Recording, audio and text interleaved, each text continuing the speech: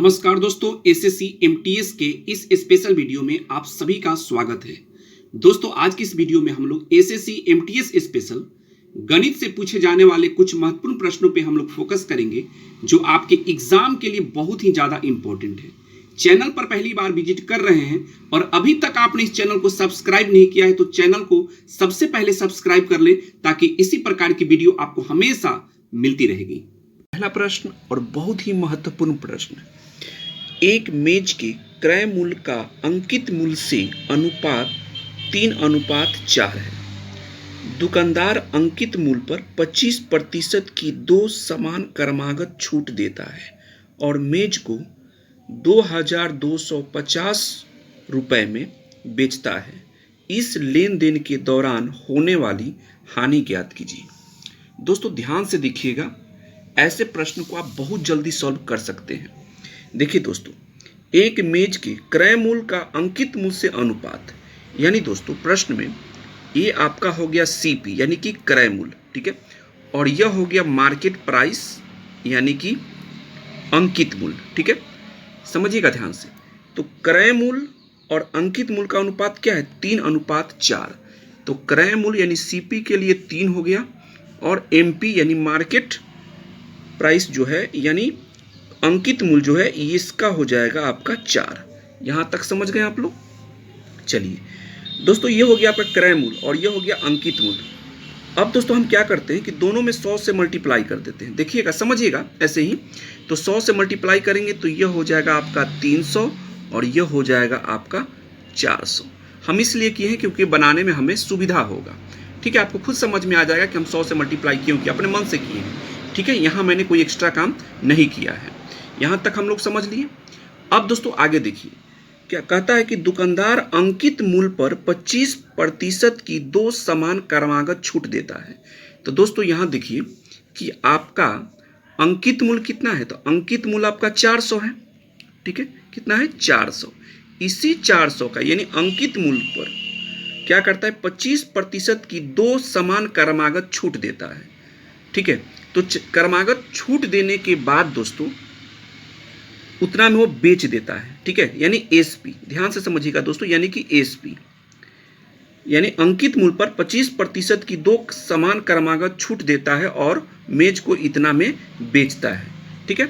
यानी दोस्तों जो अंकित मूल्य है 400, इसी पर दोस्तों 25% की छूट देकर वह क्या करता है? उसे बेच देता है। तो बेचता है कैसे? 25% की दो क्रमागत समान क्रमागत छूट पर। समझिएगा, तो बेचेगा कितना में? तो 25% की छूटे हैं, यानी बेचेगा वो 75% पर बेचेगा।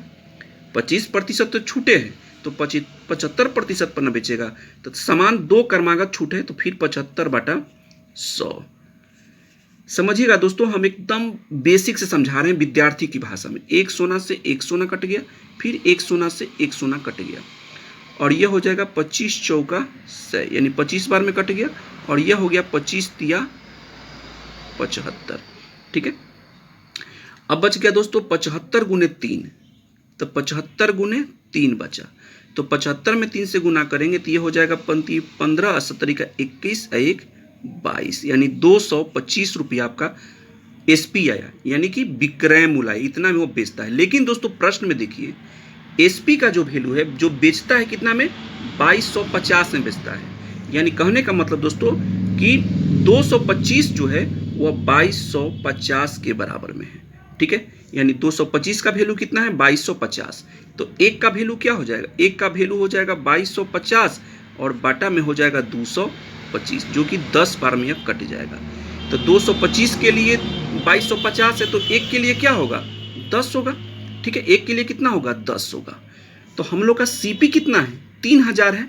तो यहाँ दोस्तों प्रश्न के अनुसार 2250 है, ठीक है। तो यहाँ भी दोस्तों हम क्या करेंगे? क्रय मूल्य जो 300 है, इसमें भी हम क्या करेंगे? 10 से मल्टीप्लाई करेंगे। क्यों करेंगे? आइए हम आपको फिर से समझाते हैं। यहाँ तो दोस्तों 300 400 जो है ये हम तो अपने मन से मल्टीप्लाई करके लाए हैं ना। 100 से मल्टीप्लाई किए, यहाँ भी 100 से मल्टीप्लाई किए, ठीक है। तब ये 300 हुआ, ये 400 हुआ, ये और ये अंकित मूल्य हुआ 400। तो अंकिते मूल्य पर ना 25% की दो क्रमागत छूट देता है और उसे बेच देता है। तो बेचने यानी एसपी 400 अंकित मूल्य हुआ और 25% की 2 क्रमागत छूट है, यानी 75% पर बेचेगा। इस प्रकार मैंने इसे काटा तो एसपी कितना निकल कर आया, 225 निकल कर आया। तो ये इसके अनुसार आया, लेकिन प्रश्न में हमारा एसपी कितना है, 2250 है ना जी। तो 225 के लिए 2250 है, तो एक के लिए कितना हो जाएगा, 2250 बटा 225, यानी एक के लिए 10 हो जाएगा। ठीक है, तो दोस्तों यहाँ जब 10 से गुना करके हम 2250 ला रहे हैं, तो यहाँ भी दोस्तों हम ये जो सीपी मेरा है इसमें भी 10 से गुना करेंगे तो यह हो जाएगा आपका कितना, 3000 हो जाएगा। और ये आपका क्या हुआ, यही आपका क्रय मूल्य हुआ, यही आपका सीपी हुआ। अब दोस्तों प्रश्न में कह रहा है कि इस लेन देन के दौरान होने वाली हानि ज्ञात कीजिए। तो 3000 में खरीदा है और 2250 में वह बेचा है, तो कितना हानि हुआ, तो हानि हो गया आपका, हानि के लिए क्या होता है, एसपी माइनस सीपी। तो एसपी कितना है आपका 2250 और सीपी है आपका 3000। अब घटा लीजिए, उल्टा घटाएंगे, 0, फिर 0 में से 10 में से 5 गया 5, ये हो गया 9, 9 में से 2 गया, ये हो गया 7, और ये आपका हो गया 2, यानी 750 रुपया हानि हुआ। देखेंगे 750 रुपया हानि का है, ऑप्शन सी में है, और यही आपका बिल्कुल और बहुत ही यानी सबसे सटीक आंसर है 750। उम्मीद करता हूं दोस्तों कि आप इसे समझ गए होंगे अच्छे ढंग से। देखते हैं अगले प्रश्न को। तो इस प्रश्न को देखिए, यदि एक निश्चित राशि को 6.1/4% ब्याज दर पर प्रति वर्ष वार्षिक रूप से 3 वर्षों के लिए संयोजित किया जाता है, 3 वर्ष के पश्चात मिश्र धन 4913 रुपया हो जाता है, तो समान राशि पर समान अवधि के लिए समान ब्याज दर पर साधारण ब्याज ज्ञात कीजिए। अब दोस्तों ऐसे प्रश्नों को सॉल्व करने के लिए तो हर कोई कर सकता है, लेकिन सबसे ज़्यादा इम्पॉर्टेंट है कि हम जल्दी में कैसे करें, यह इम्पॉर्टेंट होता है। ध्यान से समझिएगा दोस्तों, बहुत ही ज़बरदस्त कंसेप्ट बताऊंगा। ऐसे प्रश्नों को यूं ही आप चुटकियों में आप सॉल्व कर लेंगे।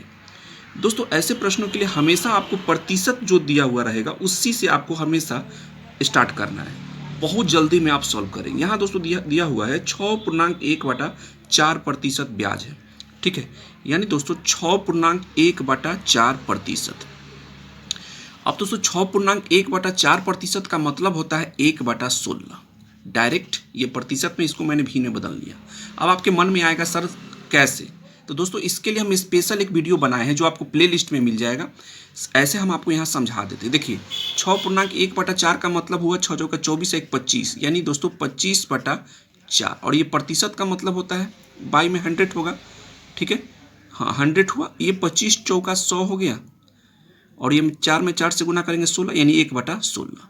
दोस्तों ब्याज बढ़ता है, कभी घटेगा नहीं, इसको आप जोड़ दीजिए इसको, ठीक है, तो जोड़ देंगे तो यह हो गया आपका 17/16। ऊपर वाला दोस्तों हमेशा मिश्रधन होता है और नीचे वाला मूलधन होता है। ध्यान से समझिएगा दोस्तों, यहाँ कितने वर्ष के लिए बात हो रही है, 3 वर्ष के लिए, तो इसका क्यू कर दीजिए, क्या कर लेंगे, क्यू कर लेंगे।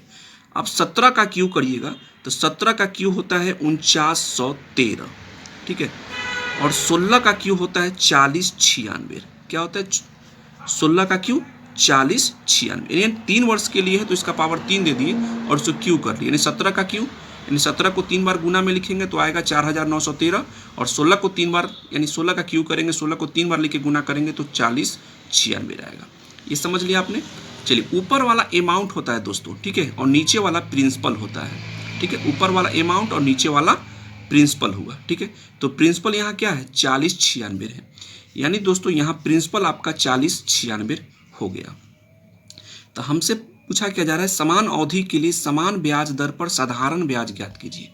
तो साधारण ब्याज यानी कि सिंपल इंटरेस्ट, और सिंपल इंटरेस्ट का फॉर्मूला होता है P × R × T/100 होता है। ये आप जानते होंगे फॉर्मूला सिंपल इंटरेस्ट का। तो प्रिंसिपल यहाँ कितना है, तो प्रिंसिपल है आपका 4096, यानी 4096 है, ठीक है।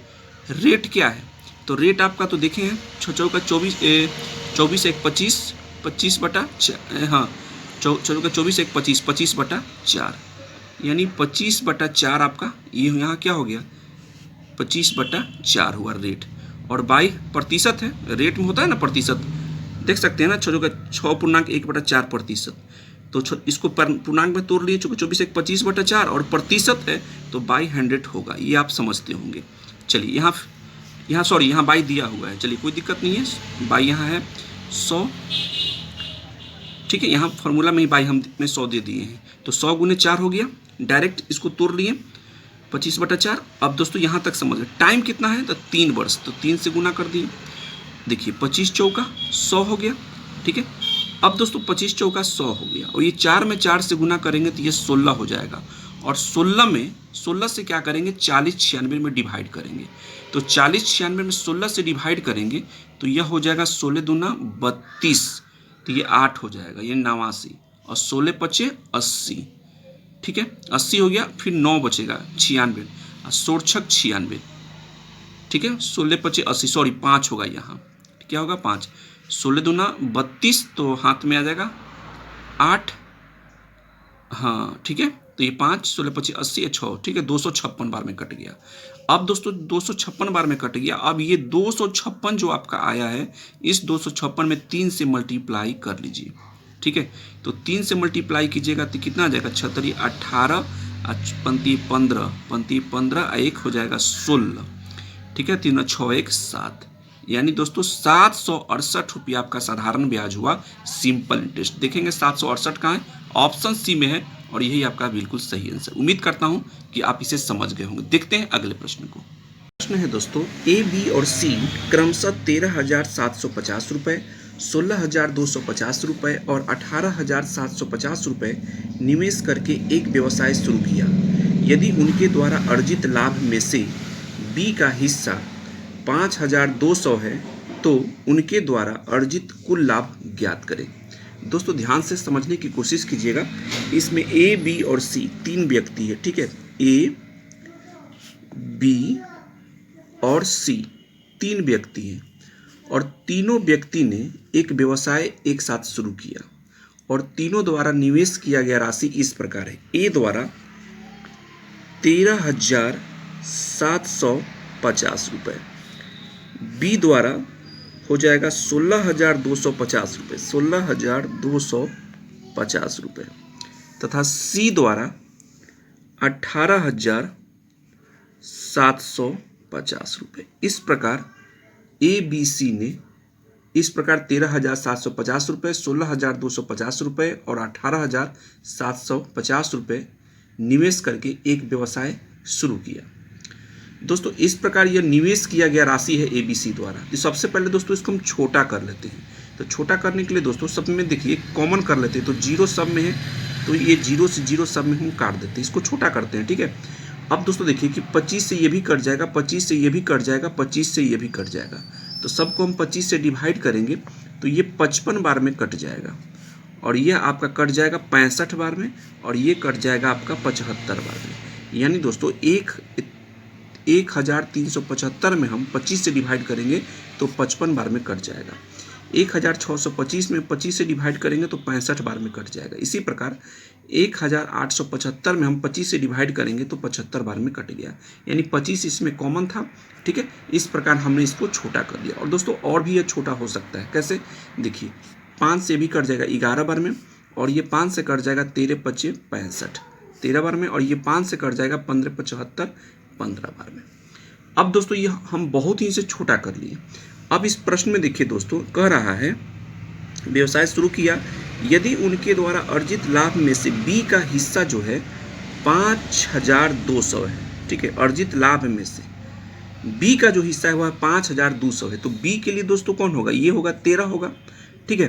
तो यही 13 का जो दोस्तों वैल्यू दिया हुआ है, 13 का यह दिया हुआ कितना 5200 दिया हुआ है, देख सकते हैं बी का हिस्सा 5200 है। तो दोस्तों 13 के लिए अगर 5200 है तो 1 के लिए क्या हो जाएगा, यह 1 के लिए हो जाएगा 5200 और बाई 13, इस प्रकार हम इसको काट देंगे तो ये 400 बार में कट गया, यानी 13 के लिए 5200 है तो 1 के लिए कितना होगा 400। तो दोस्तों प्रश्न में हमसे कहा गया है कि तो उनके द्वारा अर्जित कुल लाभ ज्ञात कीजिए। तो दोस्तों ए बी सी तीनों के द्वारा कुल अर्जित लाभ कितना है, यहाँ इससे जब छोटा किए इसको देख लीजिए आप, तो 1 3 4 और 5, तो 5 4 ये क्या हो गया 9 हो गया, और 1 2 3, इस प्रकार दोस्तों इसे हम छोटा किए हैं तो इस प्रकार अर्जित कितना आया है, अर्जित लाभ कितना है 39 आया है। तो 1 के लिए 400 होगा तो 39 के लिए कितना हो जाएगा 39 में 400 से मल्टीप्लाई कर लेंगे, तो मल्टीप्लाई करेंगे तो ये हो जाएगा नचो का 36 और चरती 12 3 15 और ये 2 शून्य, यानी दोस्तों 15,600 रुपया, ठीक है, तीनों के द्वारा यानी ABC तीनों के द्वारा अर्जित कुल लाभ है 15,600 रुपया। उम्मीद करता हूं दोस्तों कि प्रश्न आपको अच्छे ढंग से समझ में आ गया होगा। देखेंगे ऑप्शन में 15,600 कहाँ है, तो 15,600 ऑप्शन ए में है और ये आपका बिल्कुल सही आंसर है। देखते हैं दोस्तों अगले प्रश्न को।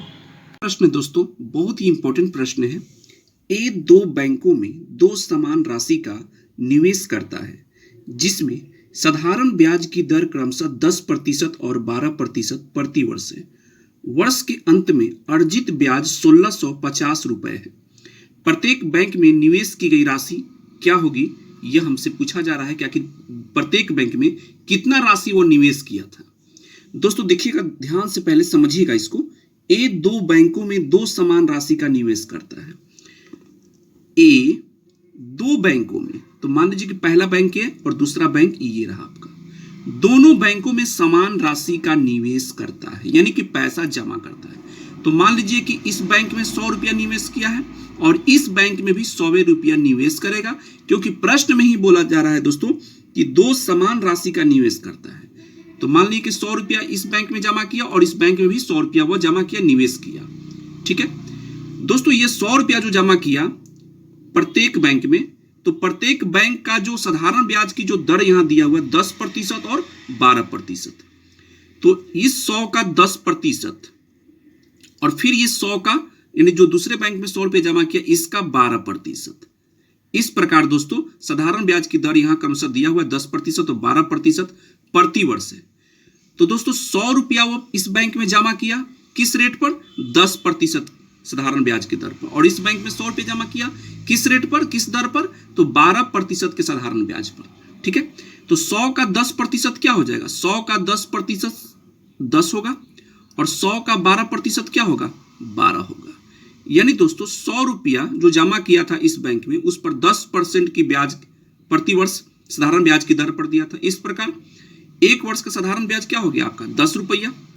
ठीक है, फिर दूसरे दोस्तों जो बैंक है, दूसरा जो बैंक है इसमें 100 रुपया जमा किया 12% की दर पर, तो एक वर्ष का कितना होगा, यानी 12 रुपया होगा, यानी 100 का 12% कितना होगा, 12। इस प्रकार दोस्तों टोटल यानी कुल अर्जित जो ब्याज होगा उसका 10 12 कितना, 22। ये कुल अर्जित ब्याज आया इस प्रश्न, इसके अनुसार 22 रुपया अर्जित ब्याज है। लेकिन प्रश्न में दोस्तों देखिए कि अर्जित ब्याज कितना है, 1650 रुपया है, यानी दोस्तों यह 22 जो है वह 1650 के बराबर में है। समझिएगा ध्यान से दोस्तों, तो 22 1650 के बराबर है, यानी एक का वैल्यू क्या होगा, एक के लिए क्या हो जाएगा, तो एक के लिए हो जाएगा 1650 बाई 22 हो जाएगा।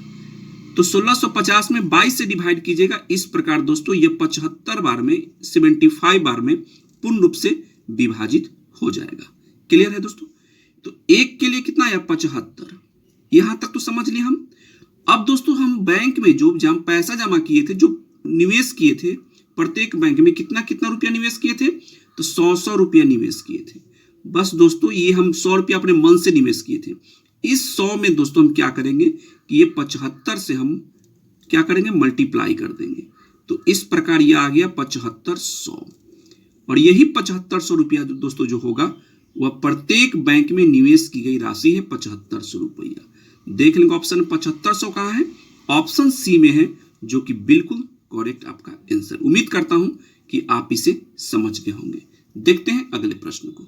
अब दोस्तों इस प्रश्न को देखिए, एक सेव, एक संतरे और एक आम का औसत मूल्य 36 रुपया है। एक सेव और एक संतरे का औसत मूल्य 28 रुपया है तथा एक संतरे और एक आम का औसत मूल्य 32 रुपया है। तो एक संतरे का मूल्य क्या होगा। दोस्तों ध्यान से समझिएगा, एक सेव और एक संतरे और एक आम का मूल्य, तो एक सेव, तो सेव यानी एप्पल, ठीक है, एक एप्पल प्लस एक संतरे यानी एक ऑरेंज प्लस और एक आम यानी मैंगो, ठीक है, का औसत मूल्य कितना है, तो औसत मूल्य 36 है। तो औसत मूल्य 36 है दोस्तों। ऐसे दोस्तों एक आम और एक ऑरेंज और एक संतरे एक आम का मूल्य क्या हो जाएगा, तो हम 3 से गुना करेंगे। ये औसत मूल्य दिया हुआ है तो 3 से मल्टीप्लाई कर देंगे तो ये मूल्य निकल कर आ जाएगा, औसत मूल्य नहीं। तो 36 औसत मूल्य है। इसमें 3 गो चीज़ है ना, आम है, ऑरेंज है और क्या है, एप्पल है। तो 3 से गुना कर दिए, तो 3 से गुना कर देंगे तो इस प्रकार हमें तीनों का मूल्य निकल कर आ जाएगा। तो 6 में 3 से गुना करेंगे 8 और 3 में 3 से गुना करेंगे 9 और 1 10। 6 में 3 से किए 18 और 3 में 3 से किए 9 और 1 हो गया 10, यानी कि 108 रुपया होगा। ठीक है। अब दोस्तों आगे देखिए, एक सेव और एक संतरे का औसत मूल्य 28 है। समझिएगा ध्यान से, एक सेव और एक संतरे, तो एक सेव यानी एक एप्पल और एक संतरा, इसका मूल्य है दोस्तों कितना, तो इसका मूल्य है 28 रुपया। तो यहाँ दो ही चीज़ है ना, तो इसको 2 से गुना कर देंगे तो कुल मूल्य निकल कर आ जाएगा। तो 28 में 2 से गुना करेंगे हो जाएगा 56। ठीक है, यहाँ तक तो आप लोग समझ लिए। फिर दोस्तों एक और है, तथा एक संतरे और एक आम, तो एक संतरे और एक आम यानी कि मैंगो, इसका जो औसत मूल्य है यह है 32। तो यहाँ भी दो ही चीज़ है, ऑरेंज और मैंगो, तो इसको 2 से गुना कर देंगे तो कुल मूल्य निकल कर आ जाएगा। औसत मूल्य में जितना समान रहता है उससे मल्टीप्लाई, संख्या से मल्टीप्लाई कर देने पर कुल मूल्य निकल कर आ जाता है। तो 32 में 2 से गुना करेंगे हो जाएगा 64। इस प्रकार हम सभी में किए दोस्तों, ध्यान से समझिएगा दोस्तों। प्रश्न में कहा था एक सेव, एक संतरे और एक आम का मूल्य, औसत मूल्य दिया था 36। तो एक एप्पल, एक ऑरेंज और एक मैंगो, तो औसत मूल्य कितना था 36, ये औसत मूल्य था। तो इसमें 3 ही समान है ना, एक एप्पल है, एक ऑरेंज है और एक मैंगो है। तो इसका कुल मूल्य निकालने के लिए 3 से मल्टीप्लाई कर देंगे, औसत मूल्य में 3 से मल्टीप्लाई कर देंगे तो कुल मूल्य निकल कर आ जाएगा 108। यहाँ तक क्लियर है दोस्तों। अब दोस्तों इसको ऐड कर देते हैं हम, तो इसको हम क्या करेंगे, ऐड कर देते हैं। तो ए और यहाँ एगो ऑरेंज है, एगो ऑरेंज है, तो कै को ऑरेंज हो गया, 2 ऑरेंज हो गया। ध्यान से समझिएगा, ये ऑरेंज है, 20 नहीं है। ठीक है। और फिर दोस्तों ये मैंगो, सबको हम ऐड कर रहे हैं और इसको जोड़ दीजिए, 6 4 10, 6 5 11 1 12, कितना हो गया 120। यानी कि एक एप्पल और 2 ऑरेंज और एक मैंगो के मूल्य कितना हो जाएगा 120 रुपया। यहाँ तक क्लियर है दोस्तों।